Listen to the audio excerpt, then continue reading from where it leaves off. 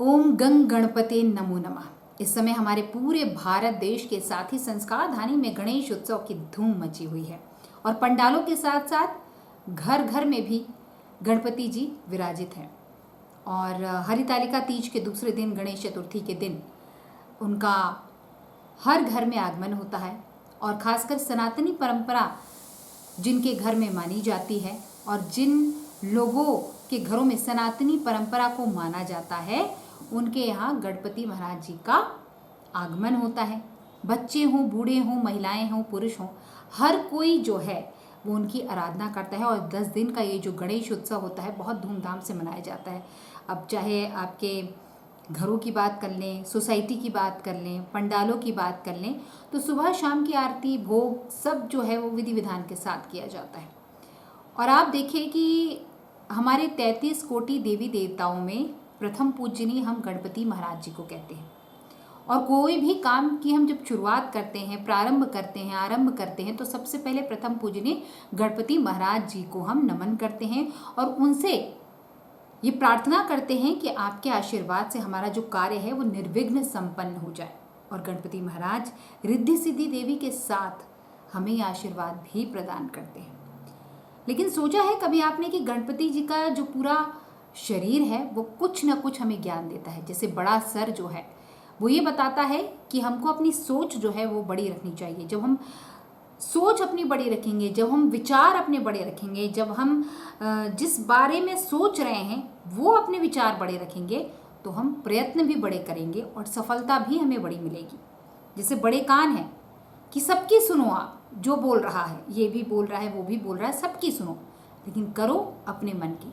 वो जो उनके शरीर में छोटी छोटी आँखें वो ये बोलती हैं और ये सीख हमको देती हैं कि कोई भी कुछ बोल रहा है, जहाँ आप जो कर रहे हैं उसको बहुत ध्यान से करिए, बहुत ध्यान से देखिए।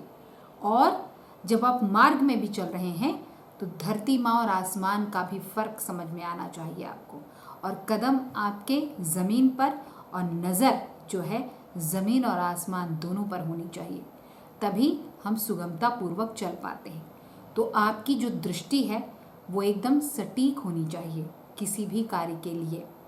बड़ा पेट हमें ये बताता है कि जब भी हमसे कोई ऐसी बात करता है, चाहे वो हमारा मित्र हो, चाहे कोई हमारा परिचित हो, हमारा फैमिली मेम्बर हो, कि हमको कोई बात बताता है तो उसे पचाना सीखें आप। ये नहीं है कि आपकी किसी मित्र ने आपको अपने किसी दूसरे मित्र के बारे में बताया और आपने भी उसमें कुछ मक्खन लगा के कुछ और बता दिया।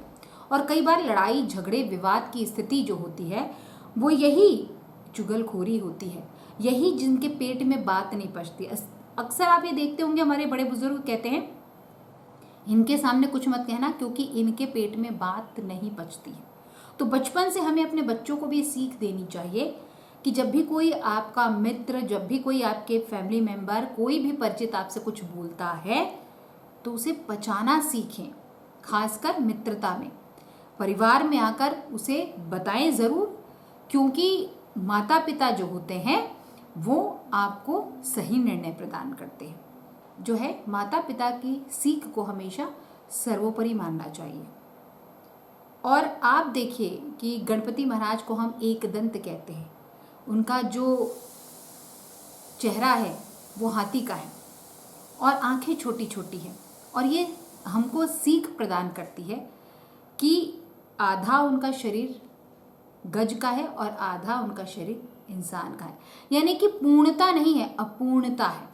तो हम सभी जो हैं मनुष्य तो हैं और हम ये कह सकते हैं कि हमको ईश्वर ने सातों इंद्रियां दी हैं, लेकिन साथ ही साथ ये भी एक आपको शिक्षा प्रदान की जाती है कि आप अपने आप में पूर्णतया परफेक्ट नहीं है। इन परफेक्शन के साथ आपको भेजा जाता है और आप सीख लेकर आगे बढ़ते हैं और अपनी पर्सनालिटी में वो आप इम्प्रूवमेंट करते हैं।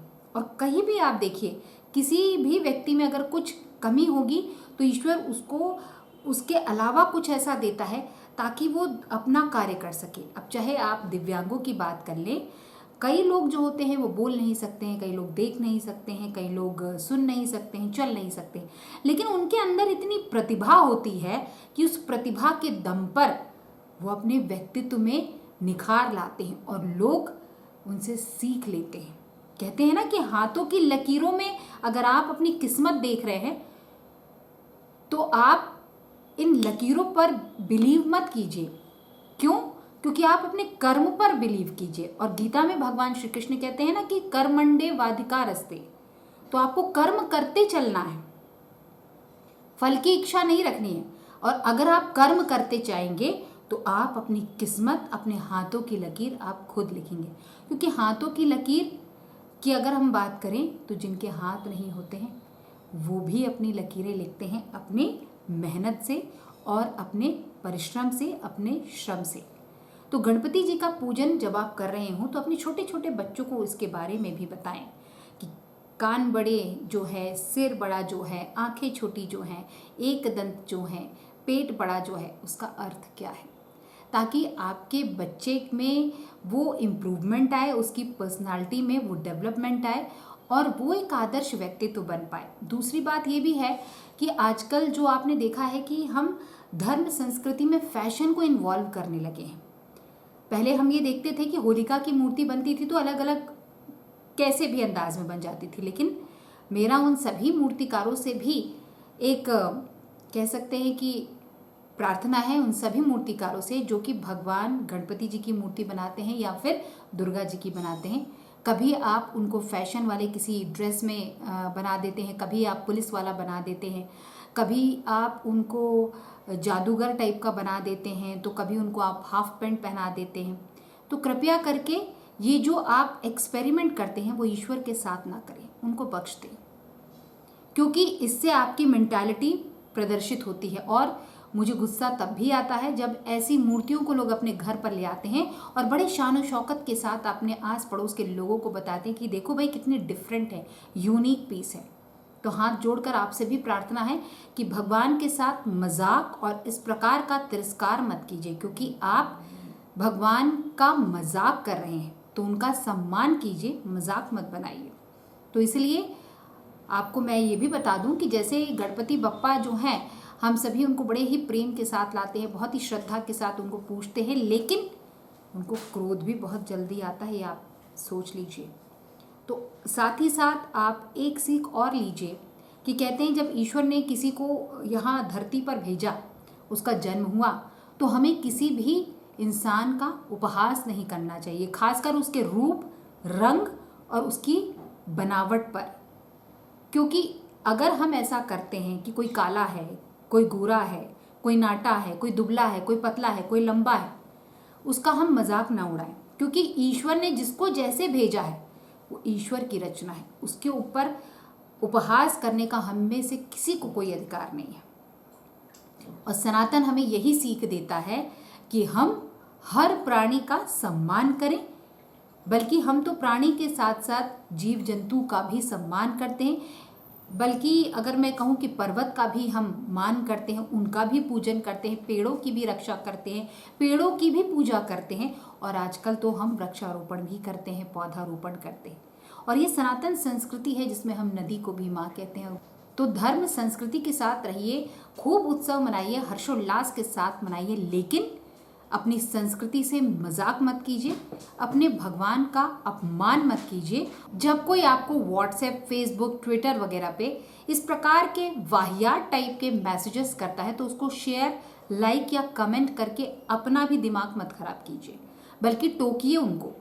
जब कोई ऐसे चुटकुलों में भगवान का नाम लेता है, चाहे वो भगवान शंकर हों, चाहे वो गणपति जी हों या दुर्गा जी हों, क्योंकि किसी को भी अधिकार नहीं है कि कोई हमारी धर्म संस्कृति का मजाक उड़ाए, उसका मजाक बनाए। और अगर कोई ऐसा करता है तो आप उसका विरोध करें, उसको सीख प्रदान करें। धन्यवाद। आज बस यही बात करनी थी आपसे कि गणेश उत्सव चल रहा है तो थोड़ी सीख जो है अपने बच्चों को स्टार्टिंग से देंगे तो पता चलेगा। क्योंकि अक्सर बच्चे पूछते हैं अपने माता पिता से कि भाई हमने बाकी के भगवान को तो देखा, लेकिन गणपति जी का चेहरा हाथी वाला क्यों है, उनकी सूंड क्यों है, वो एक दंत क्यों कहलाते हैं, उनका पेट इतना बड़ा क्यों है, उनका सिर इतना बड़ा क्यों है, कान इतने बड़े क्यों हैं।